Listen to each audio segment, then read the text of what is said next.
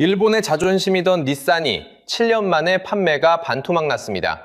그런데 그 빈자리를 조용히 집어삼킨 나라가 있습니다. 바로 한국입니다.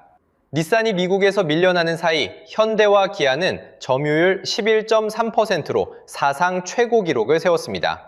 미국에서 팔린 차 100대 중 11대가 한국 차인 겁니다. 통쾌하시죠? 그런데 여기서 한국 만세로 끝내면 큰일 납니다. 닛산을 무너뜨린 그 병이 지금 우리 안에서도 똑같이 자라고 있거든요. 그 위험한 신호를 지금부터 함께 파헤쳐 보겠습니다. 한때 닛산은 세계 정상을 넘보던 회사였습니다. 일본의 자존심이자 기술의 닛산이라 불리던 그 이름이죠. 그런데 지금 그 거대한 왕국이 뿌리째 흔들리고 있습니다. 복잡한 이야기로 들어가기 전에 결과부터 먼저 못 받고 시작하겠습니다. 2017년 닛산이 전 세계에서 판 자동차는 577만 대였습니다. 닛산이 핵심 축으로 있던 르노, 닛산, 미쓰비시 연합은 그해 도요타와 폭스바겐마저 제치고 세계 판매 1위에 오르기도 했죠. 그 연합의 심장이 바로 닛산이었습니다. 그런데 2025 회계연도 이 숫자는 315만 대로 주저앉았습니다. 7년 만에 판매가 딱 반토막이 난 겁니다.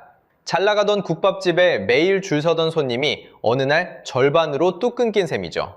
그것도 서서히가 아니라 눈 깜짝할 사이에 벌어진 일입니다. 그런데 판매량은 시작에 불과합니다. 더 상징적인 장면이 있습니다. 닛산은 요코하마에 있던 글로벌 본사 건물을 팔아버렸습니다. 이 건물은 닛산이 한창 잘 나가던 2009년 큰 돈을 들여 옮겨온 전성기의 상징이었죠. 그 상징을 미국 사모펀드 KKR에 970억엔, 우리 돈으로 약 9천억 원을 받고 넘겼습니다. 그런데 여기서 끝이 아닙니다. 그 건물을 판 뒤에 무려 20년 동안 월세를 내면서 그 자리에 그대로 눌러앉기로 한 겁니다. 쉽게 말하면요, 삼성전자가 서초 사옥을 외국 회사에 통째로 팔아넘기고 바로 그 건물에 세입자로 다시 들어가 월세를 내는 격입니다. 내 집을 팔고 그 집에 월세로 다시 들어가 사는 거죠. 자존심으로 버티던 회사가 결국 집문서까지 내다 판 겁니다. 이 매각으로 닛산은 739억엔의 특별이익을 챙겼습니다. 그런데 그 돈은 새로운 미래에 투자한 게 아니었습니다. 그해 뚫린 적자 구멍을 급하게 틀어막는 데 쓰였죠. 상징적인 이별은 또 있습니다. 기술의 닛산을 대표하던 스포츠카 GTR. 전 세계 자동차 마니아들이 일본이 만든 슈퍼카라며 열광하던 바로 그 차입니다. 18년 동안 사랑받던 이 차가 2025년 8월 조용히 생산에 멈췄습니다. 후속 모델도 아직 없습니다. 한 시대가 그렇게 소리 없이 문을 닫은 거죠. 지각 변동은 나라 단위로도 벌어졌습니다. 아주 오랫동안 세계에서 자동차를 가장 많이 수출하는 나라는 일본이었죠. 그런데 2024년 중국이 550만 대를 수출하며 일본의 420만 대를 앞질렀습니다. 불과 몇 년 전만 해도 일본이 압도적인 1위였는데 순식간에 자리를 내준 겁니다. 일본차 왕국의 위상이 안방을 넘어 나라 밖에서까지 밀려난 거죠. 자, 그래서 저는 이 거대한 몰락을 딱 3겹으로 파헤쳐보려 합니다. 첫째 겹은 리더십의 배신, 둘째 겹은 돈이 새어나간 장부, 그리고 마지막 셋째 겹이 바로 진짜 이유입니다. 한 겹씩 벗겨낼 때마다 여러분의 등골은 조금씩 서늘해지실 겁니다.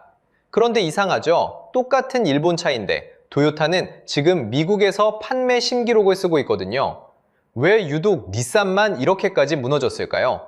그 첫 번째 단서는 한 남자를 감옥에 보낸 바로 그날로 거슬러 올라갑니다. 자, 그 한 남자 이야기를 하려면 시계를 1999년으로 돌려야 합니다. 그때 닛산은 죽어가고 있었습니다. 쌓인 빚만 2조엔, 사실상 파산 직전에 몰린 회사였습니다. 은행도 등을 돌리기 직전이었죠. 그런데 이 죽어가던 회사를 누가 살렸을까요? 프랑스 르노와 까를로스 곤이라는 경영자였습니다. 르노가 닛산 지분 36.8%를 사들이고 곤을 구원투수로 들여보냈습니다. 그리고 곤은 정말로 회사를 살려냈습니다. 공장을 정리하고 비용을 도려내면서 바닥을 기던 닛산이 불과 몇 년 만에 흑자로 돌아섰습니다. 쉽게 말하면요, 곤은 숨이 넘어가던 환자를 수술대에서 살려낸 의사였습니다. 일본에서 그는 영웅이 됐습니다. 만화 주인공으로 그려질 만큼 대단한 인물이었거든요. 여러분이 그 시절 닛산 직원이었다면 이 사람을 평생 은인이라 불렀을 겁니다. 실제로 닛산이 이끈 르노-닛산 미쓰비시 연합은 한때 세계 판매 1위까지 올라섰습니다. 죽었던 회사가 세계 정상을 넘본 겁니다. 그런데 바로 여기서부터 이야기가 비틀립니다. 2018년 11월 그 은인이 도쿄 하네다 공항에서 갑자기 체포됩니다. 자기 보수를 실제보다 적게 신고하고 회사 돈을 사적으로 썼다는 혐의였습니다. 그런데 이상하죠? 이 사건은 회사 밖이 아니라 회사 내부에 고발해서 시작됐다고 알려졌습니다.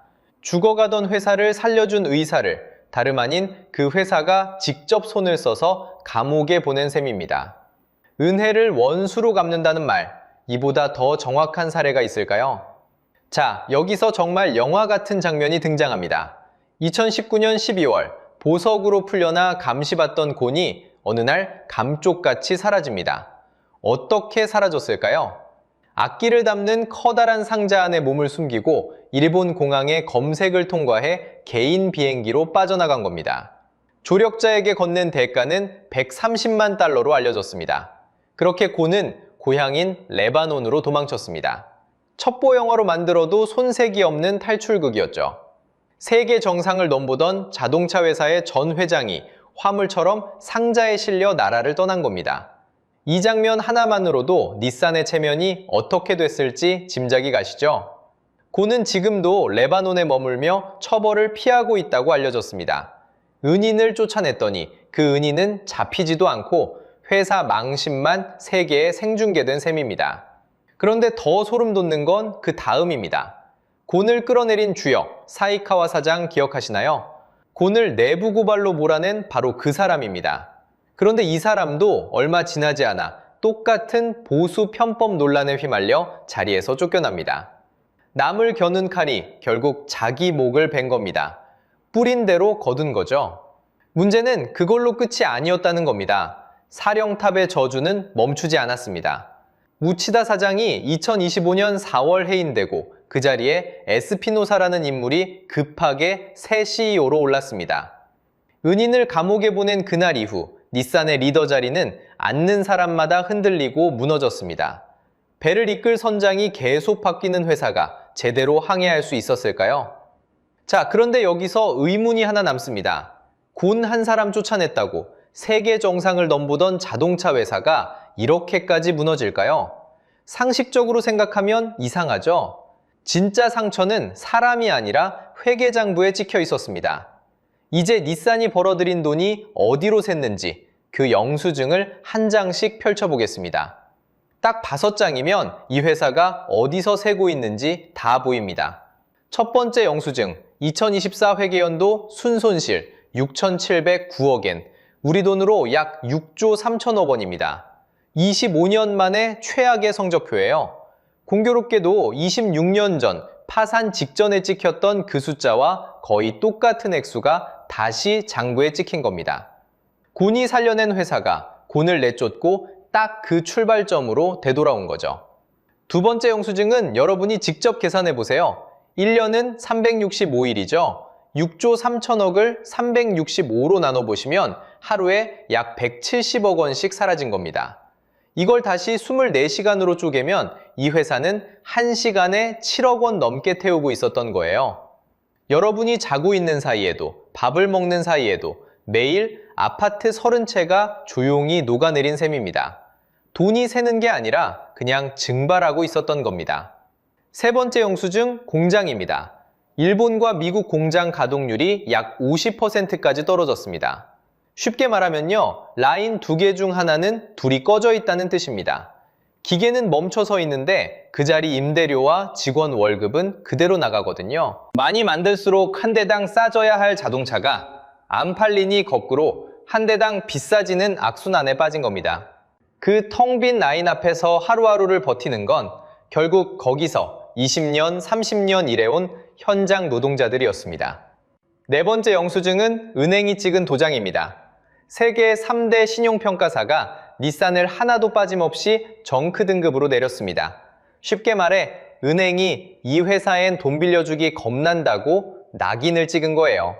이 도장이 무서운 이유가 있습니다. 이게 찍히는 순간 안 그래도 돈이 급한 회사가 빌리는 도매 이자까지 같이 올라가거든요. 목마른 사람에게 물값을 더 비싸게 받는 셈이죠. 그런데 진짜 무서운 건 지금부터입니다. 가장 아픈 5번째 영수증이 아직 남아있거든요. 닛산은 이 거대한 적자를 대체 뭘로 메웠을까요? 놀랍게도 요코하마 본사 건물을 통째로 팔아챙긴 특별이익 739억엔으로 그 구멍을 틀어막았습니다. 생활비가 없어서 살던 집을 팔아 이번 달 카드값을 막은 셈입니다. 이건 살림을 줄인 게 아니라 제 살점을 떼어 판 겁니다. 한 번 쓰면 다음 달엔 팔 집도 없거든요. 그렇게 급한 불을 껐는데도 장부의 구멍은 여전히 6조가 넘게 뚫려 있었습니다.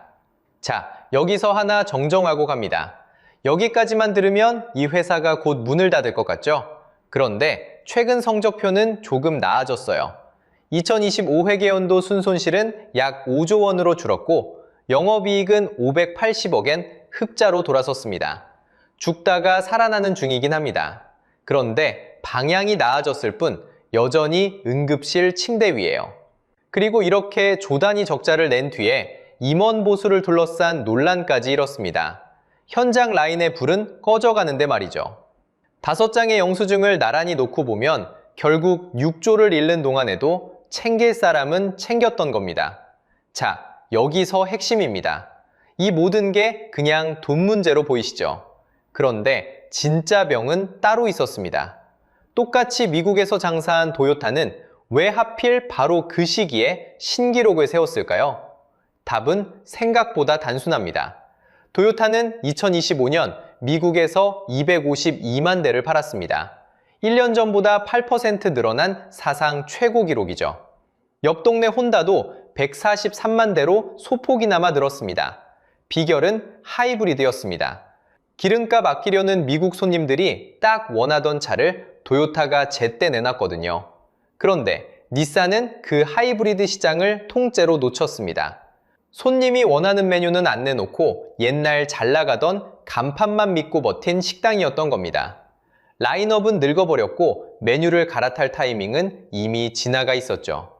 새 차를 개발하려면 돈과 시간이 드는데 그 전환 비용을 아끼려다 손님이 옮겨간 뒤에야 뒤늦게 쫓아간 셈입니다. 같은 미국 도로, 같은 손님을 놓고 도요타는 기록을 갈아치우는데 닛산은 팔던 차만 계속 팔고 있었던 거죠. 여기서 첫 번째 진실이 나옵니다. 닛산의 몰락은 적자에서 시작된 게 아니었습니다. 제품에서 시작됐습니다. 하지만 진짜 문제는 적자가 아니었습니다.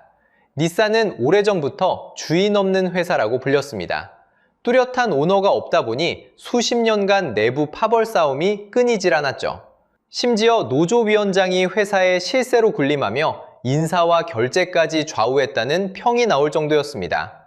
회사를 살린 은인 곤을 내쫓은 것도 따지고 보면 이 뿌리 깊은 파벌 싸움의 산물이었던 겁니다. 쉽게 말하면요, 선장 자리를 두고 항해사들끼리 치고받고 싸우다가 배가 통째로 가라앉은 격입니다. 도요타가 앞으로 나아갈 동안 닛산은 배 안에서 자기들끼리 싸우고 있었던 거죠. 그리고 마지막 자존심이 결정타였습니다. 2024년 12월 닛산은 혼다와 합병을 논의하기 시작합니다. 성사되면 세계 3위 회사가 될 판이었죠. 그런데 협상 도중 혼다가 제안을 바꿉니다. 닛산을 자기 밑에 자회사로 두겠다는 거였습니다. 한때 세계 정상을 넘봤다는 닛산의 자존심이 이걸 받아들일 리 없었죠. 결국 협상은 2달 만에 깨졌습니다. 2025년 2월 13일이었습니다. 그리고 결렬 소식이 전해지자 시장의 반응이 잔인할 만큼 정직했습니다. 혼다 주가는 오르고 닛산 주가는 떨어졌거든요. 골칫덩이를 떼어냈다는 쪽과 마지막 동아줄을 놓쳤다는 쪽, 시장은 이미 누가 누구를 더 필요로 했는지 답을 알고 있었던 겁니다. 죽어가는 처지에도 자회사 소리는 못 참겠다는 그 자존심이 스스로를 벼랑 끝으로 밀어버린 거죠. 여기서 소름 돋는 사실이 하나 더 있습니다. 그 혼다마저 지금 흔들리고 있거든요. 상장 이후 처음으로 연간 손실을 냈고 야심차게 밀던 전기차 전략마저 슬그머니 뒤로 물렸습니다. 닛산을 흔든 그 병이 옆에서 손 내밀던 혼다한테도 똑같이 번지고 있었던 겁니다. 결국 지금 일본 자동차는 토요타 하나만 웃고 있는 셈입니다. 토요타 빼고 다 흔들린다. 이 말이 그냥 나온 게 아니었죠. 생각해보세요. 한때 세계를 호령하던 필름 왕국 코닥이 디지털 흐름을 놓친 순간 눈 깜짝할 새 사라졌습니다. 아무리 대단한 1등도 방심하는 순간 지도에서 지워집니다. 국적도 덩치도 봐주지 않고요. 자, 그럼 닛산이 흘린 그 거대한 빈자리, 미국에서 팔리던 수백만 대는 누가 조용히 주워 담았을까요? 여기서 아주 통쾌한 이름이 등장합니다. 바로 우리 한국입니다. 숫자로 보면요, 2025년 현대와 기아가 미국에서 판 차를 합치면 184만 대입니다. 시장 점유율은 11.3%, 사상 최고 기록이에요. 쉽게 말하면요, 미국 도로에서 지나가는 차 100대 중 11대가 한국 차라는 얘기입니다. 그 넓은 미국 땅에서 10대 중 1대꼴로 한국 엠블럼이 달려있는 거죠. 순위로 따지면 미국 시장 4위, 현대가 6.1%, 기아가 5.2%를 나눠 가졌습니다. 여기서 진짜 통쾌한 대목이 나와요. 닛산이 놓쳐서 무너진 바로 그 시장이 뭐였죠? 하이브리드였습니다. 손님이 원하는 메뉴는 안 내놓고 옛날 간판만 믿다가 닛산은 그 목 좋은 자리를 스스로 비웠죠. 그 빈자리를 현대와 기아가 정확히 파고들었습니다. 미국에서 한국차 하이브리드 판매가 1년 만에 48.8%나 뛰었거든요. 일본이 비운 바로 그 자리에 딱 맞는 신메뉴를 들고 들어간 겁니다. 놓친 쪽과 주운 쪽이 이렇게 선명하게 갈립니다. 조건도 좋아졌습니다. 한국차에 붙던 미국 관세가 25%에서 15%로 내려갔어요. 그동안 일본 차보다 무거운 짐을 지고 달렸는데 이제 같은 링 위에서 대등하게 붙을 수 있게 된 겁니다. 기울어져 있던 운동장이 반듯하게 펴진 거죠. 물론 일본 완성차 6곳을 다 합치면 아직 규모는 큽니다. 하지만 격차는 빠르게 줄고 있어요. 예전엔 넘볼 수 없던 벽이 이제 손에 닿을 거리까지 온 겁니다. 생각해보세요. 현대나 기아 주식을 들고 계신 분, 한국차를 몰면서 은근한 자부심을 느끼시던 분, 이 소식이 얼마나 반갑겠습니까? 일본의 자존심이 미국에서 무너지는 그 자리에 우리 이름이 사상 최고 기록으로 올라선 겁니다. 남의 나라 몰락이 이렇게 내 주식, 내 자부심과 연결되는 순간이죠. 자, 여기서 핵심입니다. 똑같은 7년을 나란히 놓고 보세요. 닛산은 577만 대에서 315만 대로 반토막이 났습니다. 바로 그 7년 동안 현대차 그룹은 글로벌 3위권을 지키면서 미국에서 신기록을 썼어요. 같은 시간, 같은 미국 시장인데 완벽하게 정반대 궤적입니다. 한쪽은 세계 정상권에서 밥그릇을 줄줄 흘렸고 다른 한쪽은 그 흘린 밥그릇을 그대로 주워 담아 신기록을 세운 겁니다. 우연이 아니에요. 한쪽이 방심하고 헤매는 동안 다른 쪽이 그 틈을 파고든 결과입니다. 그래서 한 문장으로 못 박아두겠습니다. 닛산이 놓친 하이브리드를, 닛산이 비운 미국 4위 자리를, 닛산이 잃어버린 그 자존심까지 결국 한국이 그대로 가져왔습니다. 자, 여기까지 들으시면 정말 속이 다 시원하시죠? 그런데 여기서 만세 한번 부르고 영상을 끄시면 딱 닛산이 당한 그 함정에 그대로 걸려드는 겁니다. 왜냐하면 닛산을 무너뜨린 진짜 병은 일본이라서 걸린 병이 아니거든요. 죽어가던 회사를 살린 은인을 내치는 내부 분열, 총수 한 사람의 오판, 그리고 시장을 못 읽은 전략 실기. 이 세 가지는 국적을 가리지 않습니다. 한국 회사라고 특별히 면역이 있는 게 아니에요. 지금 닛산이 2만 명을 자르고 공장을 17곳에서 10곳으로 줄이는 회생 계획으로 겨우 버티고 있는데 그 세 가지 병만 없었다면 애초에 여기까지 오지도 않았을 겁니다.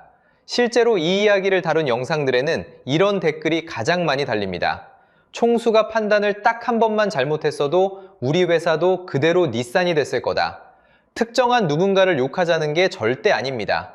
아무리 좋은 배도 선장 하나 잘못 만나면 암초로 향하듯이 오너 한 사람의 오판이 회사 전체의 운명을 가르는 구조.